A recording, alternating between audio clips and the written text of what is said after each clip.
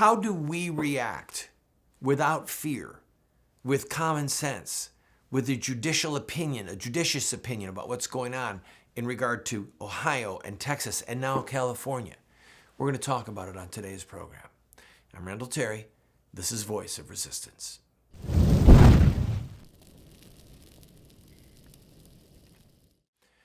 I've been pondering the horrific shootings in Ohio and in Texas and now these stabbings in Southern California.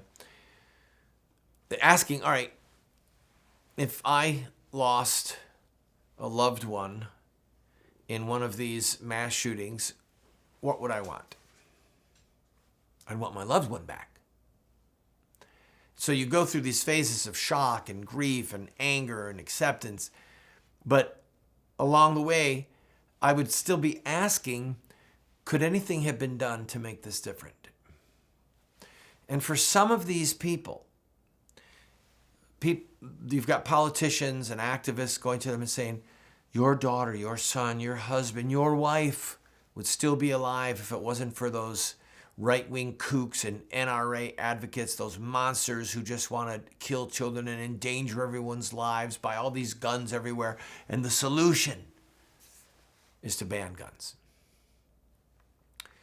If I was grieving, it's possible that I would be tempted to listen to them. And you've got Beto O'Rourke and other politicians that the moment these shootings happened, jumped into the fray, blaming President Trump's rhetoric, blaming the NRA and gun rights, self-protection rights advocates, saying that we're the problem.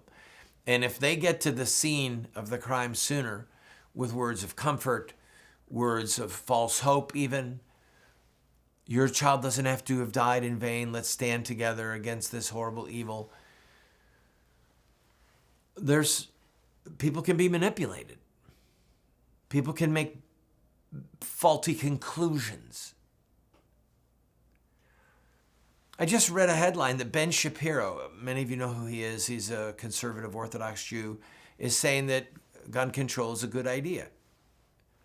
I mean, friends, I hate murder. I hate death. I've been fighting against child killing, against the murder of innocent babies, almost my entire adult life. The Bible says that death is the last enemy to be swallowed up in victory. Death is an enemy. Death is the fruit of the fall. Adam and Eve, then Cain killing Abel. I mean, death is a horror. We must look at these situations. We must look at the undergirding principles, the undergirding motivation, and make decisions based upon logic and God-given rights, not upon emotions. Tough cases make bad law. Have you ever heard that phrase? Tough cases make bad law. There's an insult that is used against pro-lifers. Pro-lifers are against abortion except for rape, incest, and their own personal travesty or their own personal difficulty.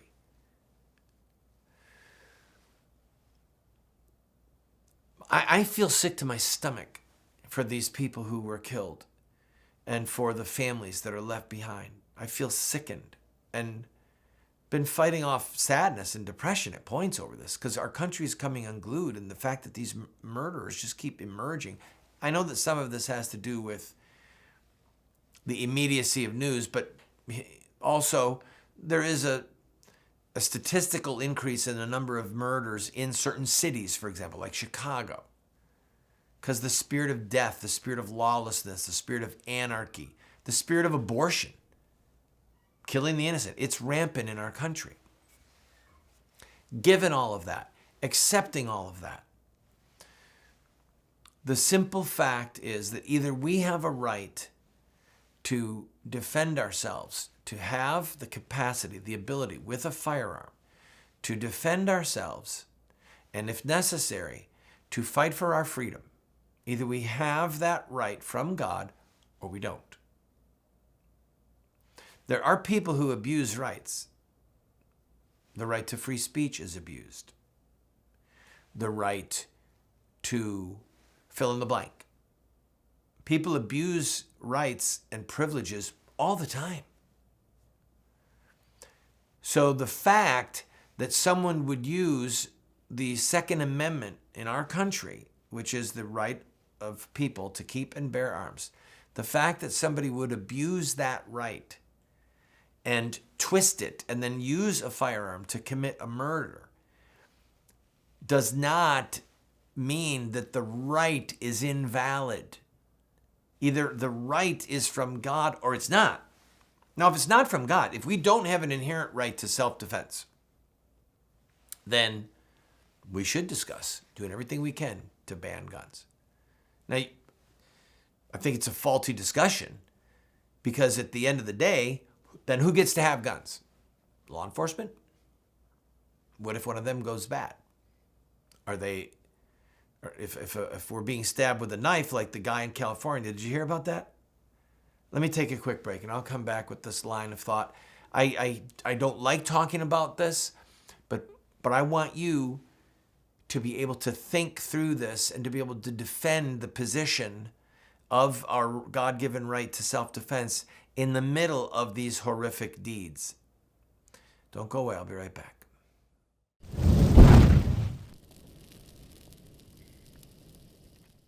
Introducing Roxy Guitar. If you're a guitar or bass player, whether you play acoustic or electric, check out Roxy Guitar. I've been playing for over 40 years and seen guitar stores all over America. I've never seen a store like Roxy Guitar. Roxy Guitar has over 700 guitars in stock, over 1,500 pedals, over 200 amps. For the beginner or price-conscious buyer, there's Michael Kelly guitars. For the serious player or professional, Roxy Guitar has the finest selection of guitar lines I've ever seen. You know I love Warrior guitars. Roxy Guitar has over 100 Warriors in stock. They have Heritage, G&L, Gretsch, John Sears, BC Rich, Duesenberg, Dean, legendary guitars at great prices, including pre-owned Gibsons, Fenders, and more. Let them know you heard about Roxy Guitar from Randall Terry and receive 10% or more off your purchase on select items. Go to roxyguitar.com.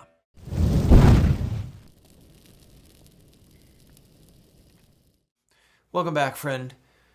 In Orange County, Southern California, a Hispanic man went on some kind of a crazed rampage and stabbed 6 people in a 2-hour period. 4 of them died. 4 of them are dead. Did not use a gun. Now, the horror of this, I hope that California doesn't even have a death sentence in its criminal justice system. So the best that these families can hope for in the pursuit of justice is that this demon-possessed evildoer spends the rest of his life behind bars. But he should be dead. He should be dead in a fortnight. When you have this much evidence against a murderer, we should rid the earth of them as quickly as possible. But I need to stay on point. He used a knife.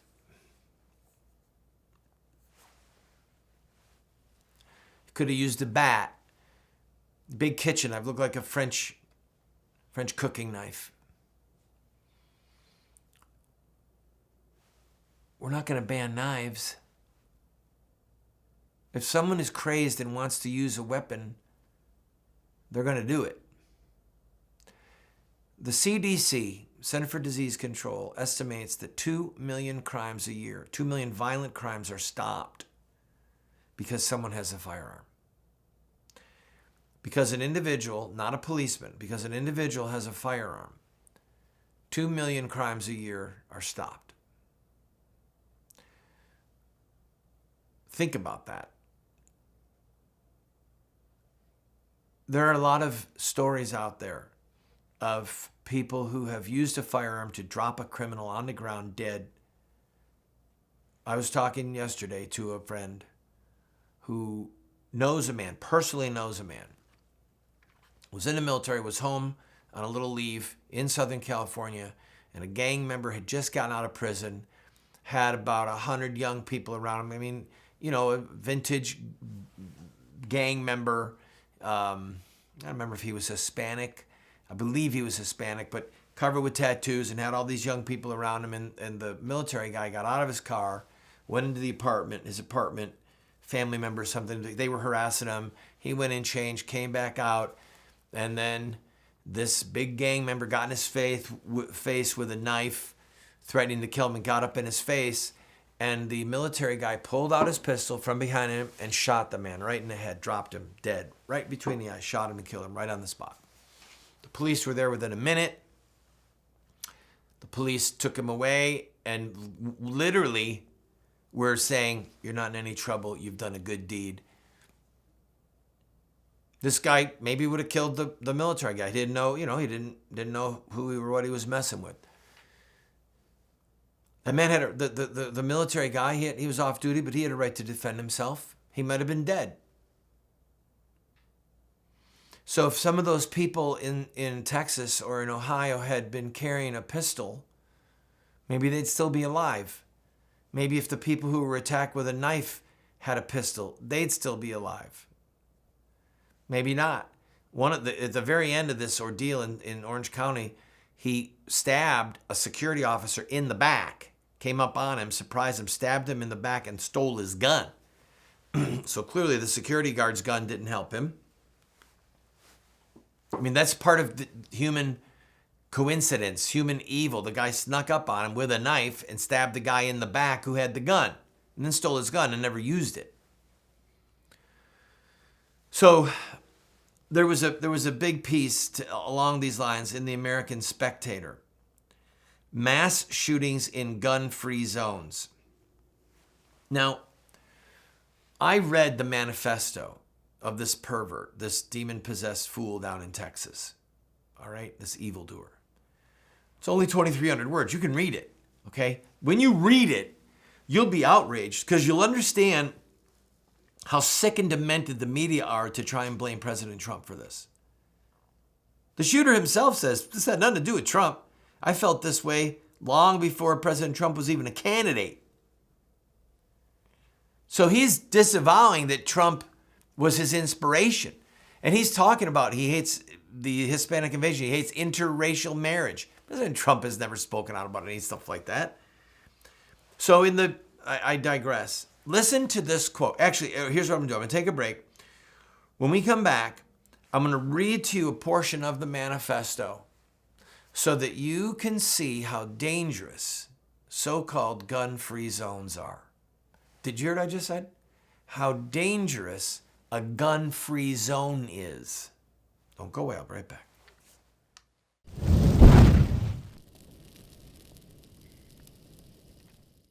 I also want to speak tonight directly to Muslims throughout the world. We respect your faith. Its teachings are good and peaceful. And those who commit evil in the name of Allah blaspheme the name of Allah. We have reaffirmed again and again that the United States is not and never will be at war with Islam. Islam teaches peace. Islam is a religion of peace. They are not Muslims, they are monsters. We've been told that Muslim terrorists have hijacked the peaceful religion of Islam. But Islamic art and literature tell a very different story. To know the truth, we only have to study the narrative of the founder of Islam, Muhammad, in his own words.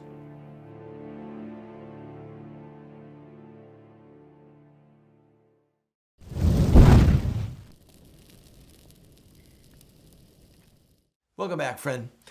In the American Spectator today, there is a very interesting article about how dangerous gun-free zones are. I hope that you can see where this is going. So the name of the article is Mass Shootings in a Gun-Free Zone. Let me read to you. Consider this excerpt from the manifesto issued by the shooter who murdered 22 people in Saturday in El Paso, Texas, Walmart store. He said, "Remember, it is not cowardly to pick low-hanging fruit. Don't attack heavily guarded areas to fulfill your super soldier Call of Duty first-person shooter video game. attack your soldier COD fantasy. He's referring to a game. So this guy was clearly into video games, Call of Duty, right? He said, don't attack a heavily guarded area. This is what he said, attack low security targets. Even though you might outgun a security guard or a policeman, they likely beat you in armor, training, and numbers. Do not throw away your life on an unnecessarily dangerous target. If a target seems too hot, live to fight another day. So, what is an unnecessarily dangerous target, according to the murderer? And for him, what makes a target unnecessarily dangerous for a murderer is a target where there might be somebody who's armed. He said, go after low-hanging fruit. Avoid places where there is security. Quote, attack low security targets. So, think of how many schools proudly hold up their sign or put up their sign that says gun-free zone. What does that say to somebody who's got a gun and who's a killer? Can you see the Cheshire cat grin on his face? Oh, I can go in here and I can kill people because no one's got a gun. I don't know when the last time an Israeli aircraft was hijacked. They arm all their pilots. All pilots on Israeli aircraft are armed. They have armed guards at Israeli schools. Okay? There are areas of the country of Israel where every school has an armed personnel. And in some of the schools, the teachers are allowed to be armed. They go through training, they go through certification. But if a shooter comes on to the property, they have a gun. They can shoot back. And in some of the contracts for these people, from what I've read, if they don't engage the shooter, they're in trouble. So we remember what that policeman did in Florida. The policeman who has been charged. Remember that? The guy who was outside, a cop outside with his gun, listening, pop, pop, pop, listening to the gunfire going off and not going in to try and stop it. And telling other people to stand down when they arrived to go in and stop it. That man has been charged with a crime for not trying to shoot the killer. But he had a gun. He was law enforcement. Now, what if those teachers in the school had a gun? They were all vetted, no one there with mental illness, no one there with a proclivity to violence. They were properly trained, properly certified in the use of firearms, and then this kid goes in and starts killing people. Teacher could just wait around the corner and down the shooter. Shoot him, kill him, wound him, whatever. I mean, this feels like so much common sense to me.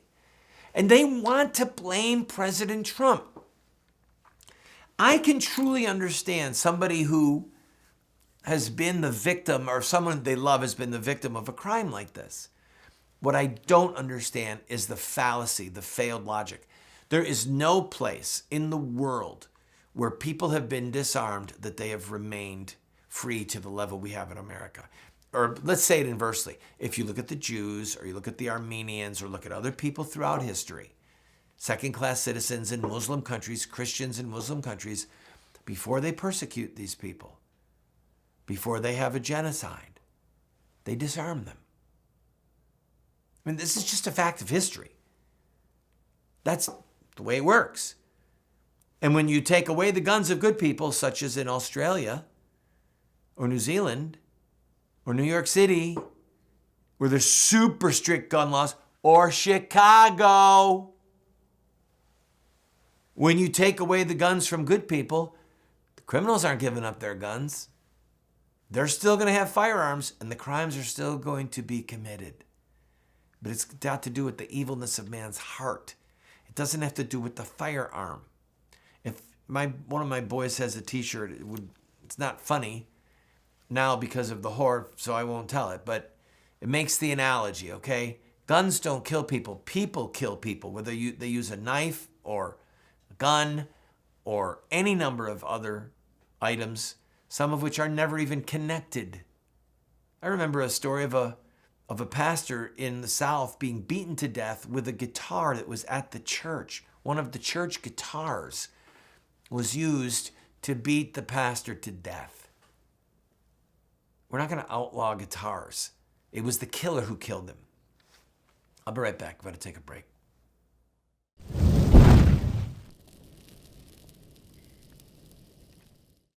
What Would Mohammed Do? Islamic Terrorism Explained is the best movie series documentary ever produced on the life of Muhammad and Islam. How do I know? Because it's what critics are saying. John Moore, radio host and author, said, "I learned more from What Would Mohammed Do about Islam and Islamic terrorism than I've learned from everything I ever read and watched in my entire life." Best-selling author Dr. Bill Warner said, "What Would Mohammed Do is the best movie series, TV production on the life of Muhammad and Islamic terrorism that has ever been produced."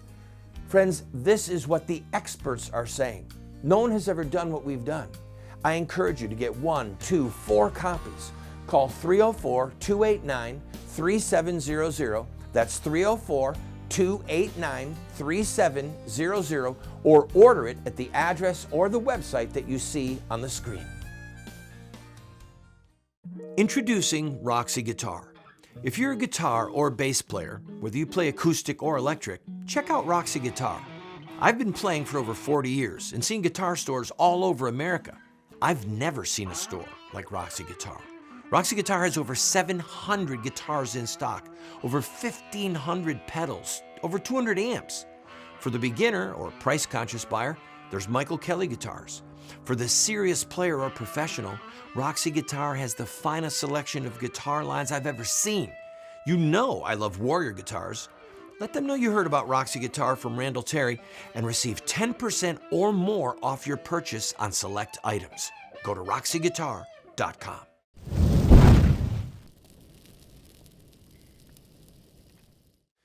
Friend, I started the show saying to you that I was going to talk to you for you. We are dealing with a generation. There's a passage in the book of Romans, chapter 3, that it says, "There is no fear of God before their eyes." I would argue that we are not a Christian nation anymore. We're a post-Christian nation. It's still true that over 70% of Americans are baptized, have a Trinitarian baptism. So in that way, you might say that we're a Christian nation.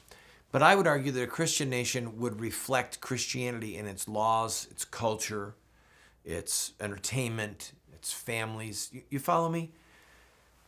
We've turned our back on God. Evil has been glorified. Good is called evil. Evil is called good. The righteous, the wicked strut about on every side. There's no fear of God before their eyes. So when we're in a situation like this, taking precautions for yourself is not a bad idea. There's people watching me right now. You just need to go and get a gun safety course, get your license, and get a small handgun. Keep it in your purse. Keep it in your pants pocket. Just do it.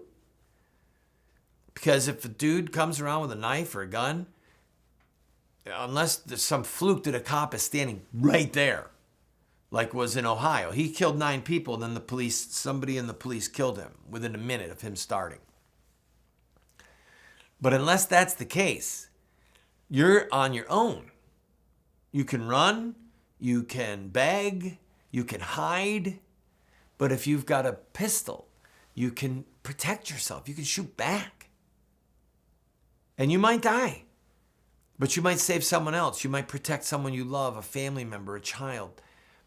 We need to not fear in the sense of be frozen with fear. We should be concerned. We should have the fear of God. And there is the truth that we should fear the evil of unholy and unrighteous men. but we must stand against them.